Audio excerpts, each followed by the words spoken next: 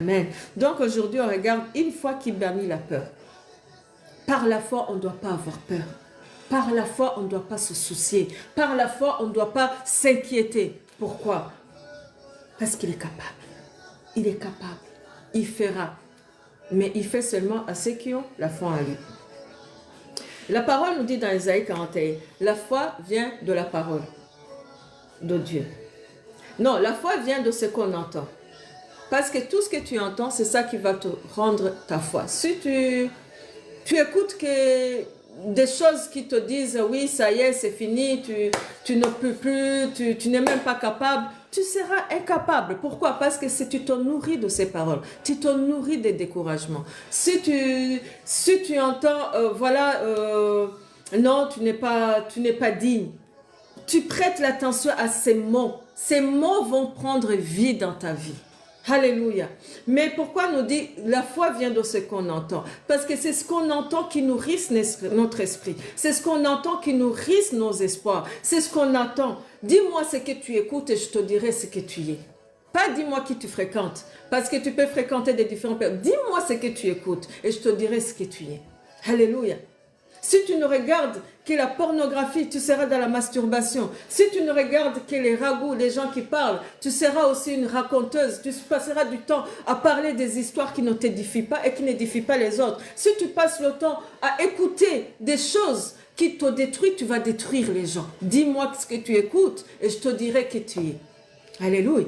Et la foi nous dit dans la parole. La foi vient de ce qu'on entend et ce qu'on entend vient de la parole. Si tu n'as pas la parole, si tu n'écoutes pas la parole, tu ne peux pas avoir la foi en Dieu. Parce que c'est la parole qui va t'expliquer qui est Dieu. C'est la parole qui va te démontrer qui est Dieu. C'est la parole qui va t'expliquer quelles sont les capacités de Dieu. C'est la parole qui va te démontrer l'amour que Dieu a pour toi. C'est la parole qui va te parler de ce que Dieu a gardé pour toi. C'est cette parole de Dieu qui va nous montrer le chemin. C'est cette parole de Dieu qui va nous rendre capables de s'accrocher à Dieu quand tout nous devient lourd. C'est cette parole de Dieu qui va nous rendre inébranlables. Oui, notre foi va venir de la parole de Dieu, car la parole de Dieu va nous dire à qui nous avons la foi.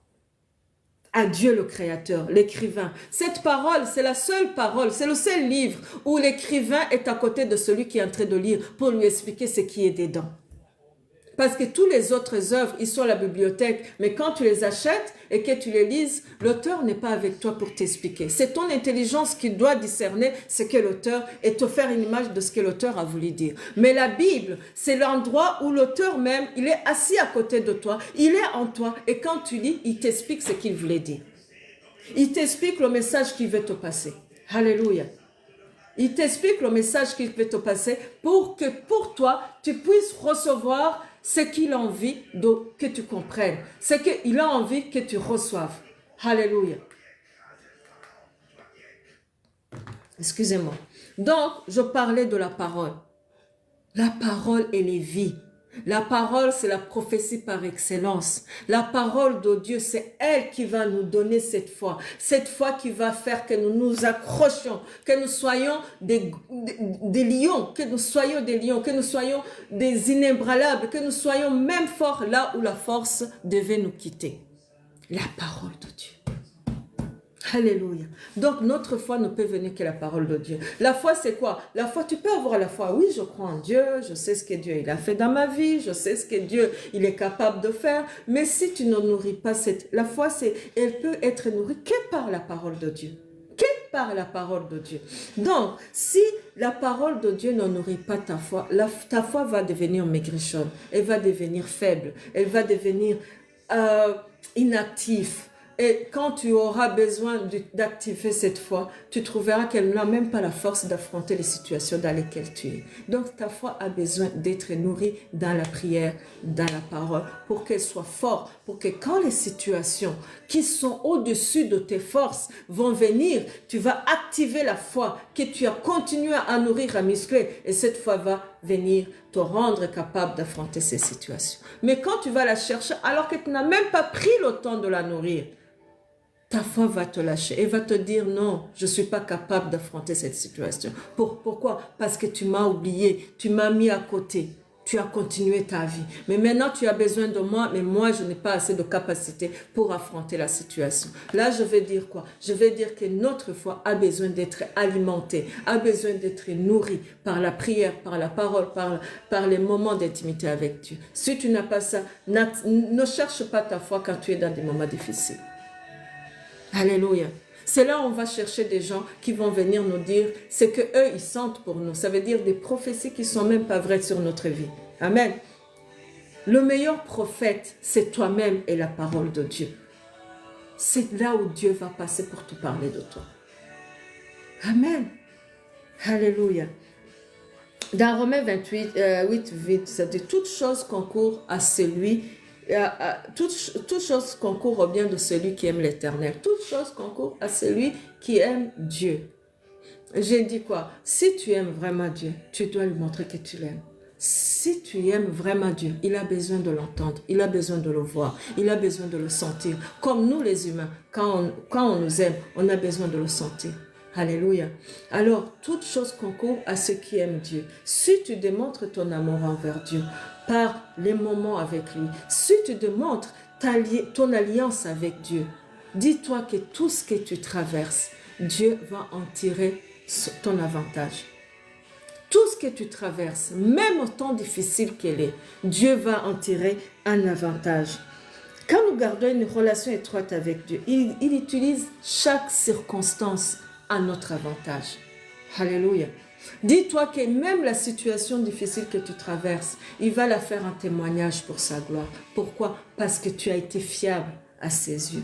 Il n'y a aucune difficulté, aucune situation que Dieu n'est capable de remédier. Aucune, je dis bien aucune. Alors ne sois pas comme on faisait souvent, on dit « j'ai tout essayé, mais à la fin, il ne me reste plus qu'à prier ». Pourquoi prendre la prière à la dernière minute, à la dernière occasion, à la dernière opportunité? Pourquoi tout essayer et puis dire « oui, j'ai tout essayé, mais il me reste qu'à aller prier ». Mais commence par la prière, ça va t'empêcher de tout essayer. Parce que si tu commences par la prière, ça va t'épargner de faire tes efforts. La prière va arranger, positionner et mettre les situations là où ils doivent mettre. Comme ça, tu ne dois pas le faire toi. Toi, tu n'auras qu'à marcher dans les circonstances et après sortir avec un témoignage. La prière d'abord. Mais nous nous fatiguons. Pourquoi? Parce que nous n'avons pas de foi. Nous nous fatiguons, nous voulons faire de nous-mêmes tout. Parce que pourquoi? Nous n'avons pas de foi. Notre foi n'est pas assez solide, n'est pas assez nourrie, n'est pas assez costaud. Pourquoi? Parce qu'on l'a empêché de se nourrir, on l'a empêché de se fortifier, on l'a empêché de se solidifier, de se muscler par la parole et la prière. Alors nous allons chercher des opportunités nous-mêmes et après quand on est fatigué, on est abattu, on est à bout de force, on vient chercher ce Dieu. Ah Dieu, je suis désolé, mais j'ai tout essayé, il ne reste plus qu'à toi. Mais Dieu a dit qu'il sait. Il n'a pas dit que nous ne traverserons pas les difficultés, mais il a dit qu'il sera toujours avec nous. Dieu ne va pas t'empêcher de passer par le feu. Dieu ne va pas t'empêcher de passer par la difficulté. Dieu ne va pas t'empêcher de passer par la maladie. Comment il sera un Dieu guérisseur si tu ne tombes pas malade ou si tu n'as pas de malade? Comment il sera un Dieu qui pourvoit si tu n'as pas été dans le manque? Comment il sera un Dieu consolateur si tu n'as pas un jour été abattu? Mais il a besoin que ça passe et parce que tu lui appartiens et parce qu'il sait que tu l'aimes, il va en sortir un témoignage qui va glorifier son nom. Donc, si tu as en bonne relation avec le Seigneur, n'aie pas peur de passer par les tribulations, car c'est par les tribulations qui va te rendre fort. C'est par les tribulations que tu seras béni. C'est par les tribulations que tu seras fortifié. C'est par les tribulations que tu seras enseigné. Et c'est par les tribulations que tu vas être agrandi. C'est par les tribulations qu'il y aura son témoignage. Mais tout ça, il faut la foi. Ne fuis pas tes tribulations. Ne fuis pas les problèmes tant que tu es avec Dieu. C'est par les problèmes qu'il va démontrer sa puissance dans ta vie. C'est par les problèmes que les gens vont voir que tu es réellement un Dieu qui agit. Alléluia. C'est pas un Dieu de confort, mais c'est un Dieu de reconfort. Amen. Nous prions un Dieu de reconfort, pas un Dieu de confort. C'est pas quand tu es confortable que ta foi va se démontrer. Non, ta foi va se démontrer seulement quand tu es dans des situations inconfortables. Et quand tu es dans des situations inconfortables, Dieu va venir te reconforter. Par quoi? Par la foi, en lui tout seul. Alléluia. Avec la foi, nous pouvons bannir la peur. Parce qu'aujourd'hui, on regarde une foi qui bannit la peur. Avec la foi, nous pouvons bannir la peur. En confrontant des situations qui sont au-dessus de notre force. Amen. En faisant face à ce qui nous terrifie. C'est ça qui va nous libérer des chaînes. Les chaînes de la peur. Vous savez que la peur, quand elle est là, elle t'enchaîne. Elle te dit non, tu ne peux pas. Et le fait que elle te dit tout le temps non, tu ne peux pas. Ça va faire que tu n'agis pas. Et le fait que tu n'agis pas, tu ne vas pas récolter les fruits. Tu ne vas pas récolter les récompenses. Tu ne vas pas récolter la réponse à tes problèmes. Pourquoi? Parce que la foi t'a dit non. Et t'a fait peur et tu t'es replié. Mais le fait d'affronter par la foi des circonstances difficiles, c'est comment enlever des chaînes et affronter la situation. Alléluia. Alléluia. Et le fait d'affronter les situations dans la peur, ça nous donne une foi solide. Et ça solidifie notre foi afin d'amener à l'accomplissement les buts dans lesquels Dieu t'a créé. Tu dois te solidifier par la foi. Amen. Nous allons lire un petit passage que j'aime beaucoup. Le passage de David vers Goliath, qui montre comment, quand tu as la foi, tu ne dois pas avoir peur. Quand tu as la foi, tu ne dois pas avoir peur. Amen. Quand tu as la foi, tu ne dois pas avoir, non pas avoir peur aussi, mais être terrifié par des circonstances, être découragé, lâcher, non, non. Quand tu as la foi, tu peux aller prier pour les malades et les malades se guérir. Quand tu as la foi, tu peux prier pour une situation. Pourquoi? Parce que tu sais que celui que tu pries et celui que tu invoques est capable de changer les circonstances. J'en ai vu plusieurs, j'en ai expérimenté plusieurs par la foi en lui. Pas parce que je suis capable, non, je n'ai aucune capacité. C'est seulement ma foi en Jésus, c'est seulement ma foi en Dieu qui me rend capable de prier et de voir les miracles s'accomplir. La foi en Dieu. Mais cette fois, si tu n'es pas nourri, elle ne paiera pas. Si elle n'est pas nourrie, elle ne sera pas opérationnelle. Non, elle ne sera pas opérationnelle. Ça sera comme une décoration dans ta vie. Une décoration. La décoration, c'est quoi? C'est quelque chose que tu déposes là et qu'elle ne bouge que quand tu l'enlèves de là. Elle n'a aucune autre action qu'être là où tu la places. C'est une foi qui n'est pas nourrie, qui n'est pas fortifiée, qui n'est pas musclée. Ça devient une décoration dans ta vie. Alors que notre foi ne soit pas une décoration dans notre vie au nom puissant de Jésus. Si tu as la foi et que tu ne nourris pas, je prie aujourd'hui que ta foi soit nourrie, que ta foi soit fortifiée, que ta foi soit ton arme pour affronter les Goliaths. Alléluia. Nous allons voir dans 1 Samuel 17, à partir de 32, on va lire des petits passages. Je lis au nom puissant de Jésus. David dit à Saoul, que personne ne se décourage à cause de ce Philistin. Prends ce Philistin qui est le Goliath, le problème de ta vie. Là, on va lire au fur et à mesure. Fais une image du problème et des circonstances difficiles dans lesquelles tu es en train de traverser aujourd'hui. Fais ça comme un Philistin. Alléluia.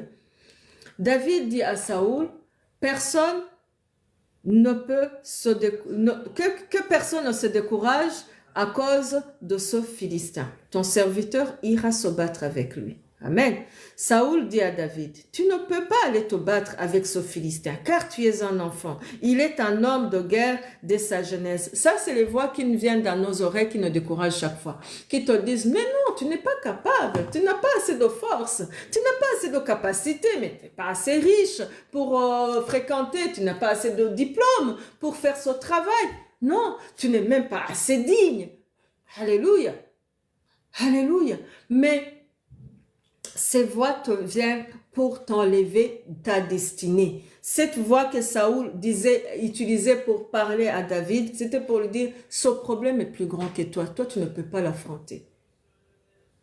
C'est ces voix qui te disent, ces rapports médicaux sont plus grands que toi. Tu ne peux pas guérir. Alléluia. Tu es trop âgé pour avoir un mari. Alléluia. Ton passé est trop lourd. Tu as fait trop de crimes. Tu as volé, tu as fait quoi? Tu ne peux pas avoir une place dans la société. Dieu ne peut pas t'utiliser. Ça, ce sont les voies. Ce ne sont pas la réalité. Alléluia. David dit à Saoul, ton serviteur faisait prêtre les brebis de son père. Et quand un lion ou un ours venait enlever une du troupeau, je courais après lui et je le frappais, j'arrachais la brebis de sa gueule. S'il se dressait contre moi, je le saisissais par la gorge, je le frappais et je le tuais. Là, il est en train de dire son CV. Malgré son CV, il n'y a personne qui croit en lui. Amen. 36, ça dit, on est dans 1 Samuel 17, 36. C'est ainsi que ton serviteur a terrassé le lion et l'ours et il en sera du Philistin, de cet incirconcis, comme de l'un d'eux, car il a insulté l'armée du Dieu vivant. Amen. Il avait la foi que tout ce qui est contre son Seigneur peut être anéanti. Pourquoi? Parce qu'il connaît les capacités et la force qu'il va utiliser pour se battre contre tout ce qui est contre le Seigneur. Amen. Il avait beau dire son CV, tout ce qu'il avait traversé, mais on le rendait incapable. On dit non, on a essayé nous tous, on a tout fait, mais il est plus puissant. Mais non, ça c'est là où leur foi se limitait. Leur foi se limitait à tout ce qui est géant, plus grand qu'eux, ils ne peuvent pas l'affronter. Amen. Que ta situation qui te montre que ce n'est pas possible soit confrontée par la foi que Dieu a mis en toi, au nom puissant de Jésus. Que par cette foi, tu prends possession de cette circonstance. Alléluia. Dans 37, ça dit, David dit encore, l'Éternel qui m'a délivré de la griffe des lions et de la patte de l'ours me délivrera aussi de la main de ce Philistin. Et Saoul dit à David, va et que l'Éternel soit pour toi. Quand il a commencé à invoquer l'Éternel et la puissance de l'Éternel, c'est là où le roi Saoul a commencé à dire, là je ne mesure pas. Si ton Dieu puissant a été avec toi, qui suis-je pour être comme toi, contre toi? Si ton Dieu aujourd'hui que tu pries, sur qui tu pleures, à qui tu t'es lié, est avec toi, qui va être contre toi? Qui peut se mesurer à toi? Aucune, personne, aucune circonstance, aucune situation, personne. Pourquoi? Parce que ce qui est en toi est plus fort que ce que tu confrontes. Ce qui est en toi est plus puissante. Ne regarde pas la corpulence de ton corps. Ne regarde pas la taille de ton corps. Ne regarde pas les années. Ne regarde pas ton âge. Ne regarde pas le passé. Ne regarde pas la société dans laquelle tu sors. Non, ce qui est en toi est plus puissant que ce qui t'encadre, est plus puissant que ce que tu confrontes. Amen. Amen.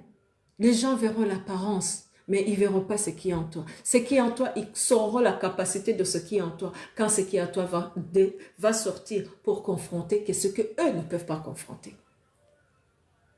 Car il est plus puissant que toute chose. Amen. C'est le Dieu, Yahweh, tout-puissant. Nous allons regarder verset 45, ça dit, David dit aux Philistins, tu marches contre moi avec l'épée et la lance et le javelot, et moi je marche contre toi au nom de l'Éternel des armées, du Dieu de l'armée d'Israël que tu as insulté. Alléluia. N'importe... En fait, le Philistin avait tous les armes, il était assez équipé. Mais David était équipé de sa foi. C'est la foi que j'ai dit aujourd'hui. Aujourd'hui, on regarde une foi qui bannit la peur. Une foi qui bannit la peur. C'est par cette foi qu'il s'est dit, tu as tout ce que les gens peuvent avoir peur. Mais moi, j'ai qu'une seule chose. Le nom de l'Éternel, c'est lui qui m'envoie et c'est lui qui va te battre. Ne va jamais te battre contre les situations par toi-même ou par les atouts physiques que tu as. Ne va jamais confronter une situation que tu vois qui est difficile et que tu ne peux pas de toi-même, par toi-même ou par des gens ou par tout ce qui t'encadre. Va te battre par la foi qui est en toi. Va te battre par le nom puissant de Jésus-Christ. C'est pour ça qu'on dit le nom puissant. Parce qu'il est puissant, il est au-dessus de toute puissance. Amen. Il n'y a rien qui lui soit impossible. Alléluia. Dans 47, on saute 47, et il dit, et toute cette multitude saura que ce n'est ni par l'épée, ni par la lance que l'Éternel sauve. Non, non. Car la victoire appartient à l'Éternel et il nous livre il vous livre entre tes mains, entre nos mains. La victoire appartient à l'Éternel. Il n'y a aucune victoire qui ne peut livrer entre tes mains quand tu as confiance en lui et quand tu te lies à lui et quand tu te fies à lui et quand tu t'accroches à lui, il va te donner la victoire de toute circonstance, de toute situation, de tout combat dans ta vie. Alléluia. Parce qu'il est au-dessus de tout. Il est puissant. Il est glorieux. Il est Yahweh. Il est au-dessus de toutes choses. Il va te donner la victoire pour sa gloire. Pourquoi? Parce que c'est lui que tu as mis en avant. C'est pas ta capacité intellectuelle, c'est pas ta beauté, c'est pas ta posture que tu as mis en avant. C'est pas le nom de la société familiale dans laquelle tu sors. Non, tu as mis au-dessus de tout. Tu as mis le nom Yahweh, le nom du Seigneur, le nom de ton Sauveur, le nom de ton Dieu. Tu l'as mis devant comme bouclier, tu l'as mis devant comme lance, tu l'as mis devant comme arme. Tu l'as mis que c'est lui qui va se battre. Et là, tu peux être sûr, tu vas emporter la victoire. Parce que rien n'est plus fort que lui. Amen. Mais rien n'est plus fort que Dieu. Il a besoin, crois seulement en moi et tu verras tout s'accomplir dans ta vie. Nous dit la parole. Dans 48, on saute 48. Aussitôt que le Philistin se mit en mouvement pour marcher au-devant de David, David courut sur le champ de bataille à la rencontre du Philistin. Rappelez-vous qu'on lui avait donné comment dire, pas des armures, mais tout ce qui pouvait le protéger.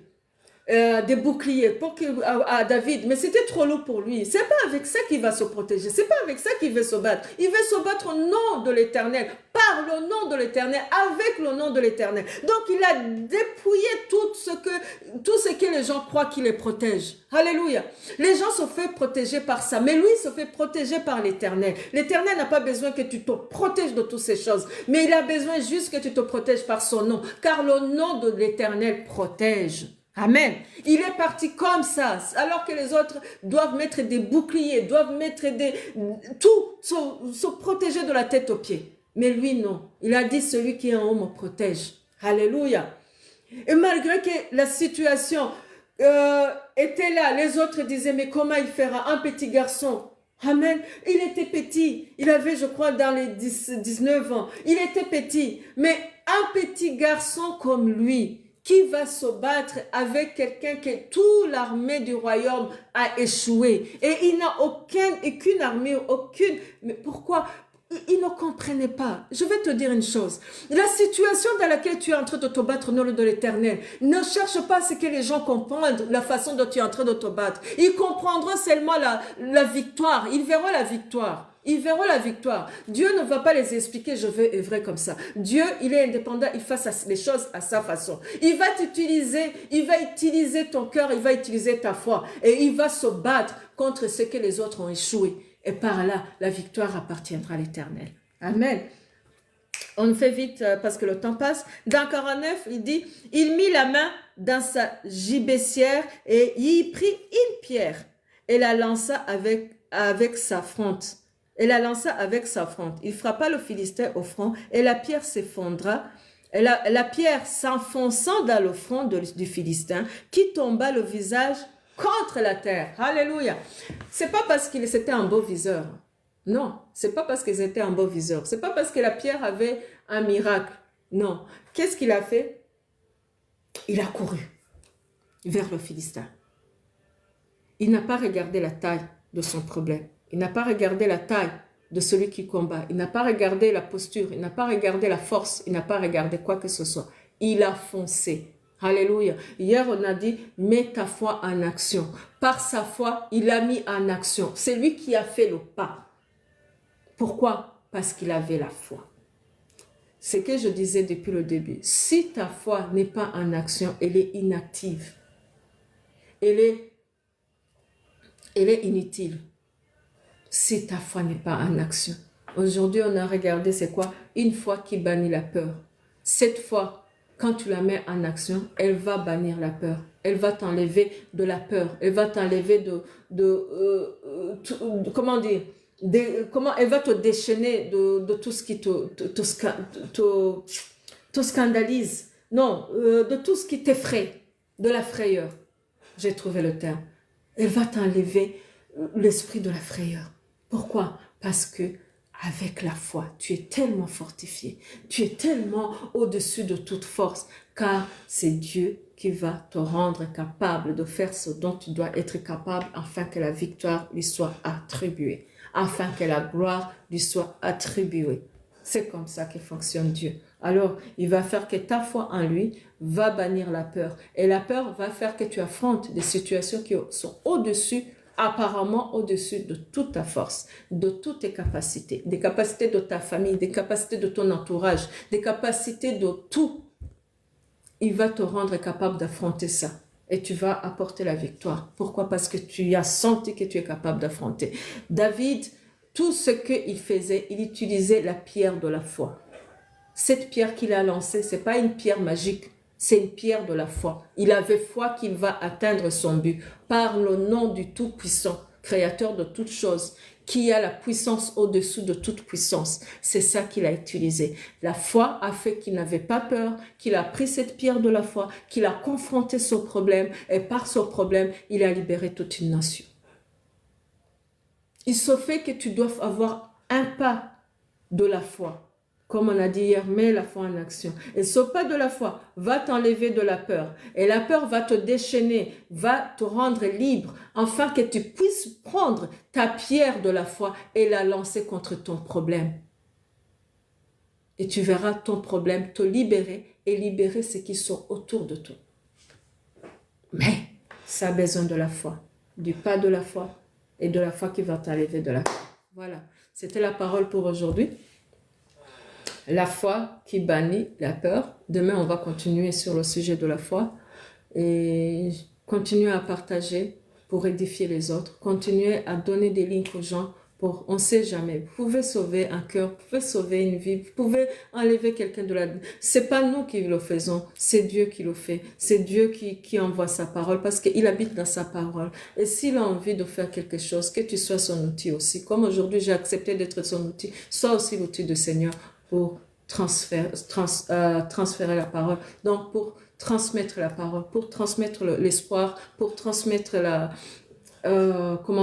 pour transmettre la puissance du Seigneur à travers les cœurs des gens qui sont affaiblis et qui ne le connaissent pas. Alléluia. Et si aujourd'hui, toi, tu es passé par cette plateforme, tu n'as pas le Seigneur dans ta vie, je te prie, tu m'écris un message et je te prie que tu acceptes le Seigneur Sauveur, le Seigneur Jésus comme Seigneur et Sauveur dans ta vie et tu verras ta vie transformée. Et ça ne demande pas des magies, ça ne demande pas des choses énormes, ça ne demande pas des capacités au-dessus de notre capacité, ça demande de déclarer: Seigneur Jésus, je te donne ma vie. Je mets tout devant toi. Je veux que tu sois mon Seigneur et mon Sauveur, que tu prends contrôle de toutes choses. Alléluia. Que je t'appartienne, que tu effaces mes péchés, que tu écris dans le livre de la vie. Seigneur, que ce soit plus moi qui vis, mais que ce soit toi qui vis à travers moi. Je te donne tout de moi et je vais vivre à travers toi. Prends le Seigneur Jésus comme Seigneur et Sauveur et tu verras ta vie te transformer. Tu verras cette fois prendre vie dans ta vie et tu te verras en train de combattre des combats dont tu faisais face et que tu échouais. Et ces combats vont être des marchepieds pour que tu arrives à d'autres niveaux. Ces combats vont être des pierres de Goliath que tu vas lancer et que tu vas délivrer toi et ta famille et les tiens. Ces combats vont être des escaliers qui vont te faire monter à un niveau où tu n'étais pas. Les combats qui t'anéantissaient, qui t'ont rabaissé, ce sont par ces combats que tu vas t'élever. Pourquoi? Parce que tu as accepté celui qui est au-dessus de toutes choses, de prendre contrôle de ta vie, de prendre contrôle de ta foi, de prendre contrôle de tout ce qui est là. Et tu verras Dieu transformer ta vie. Tu verras Dieu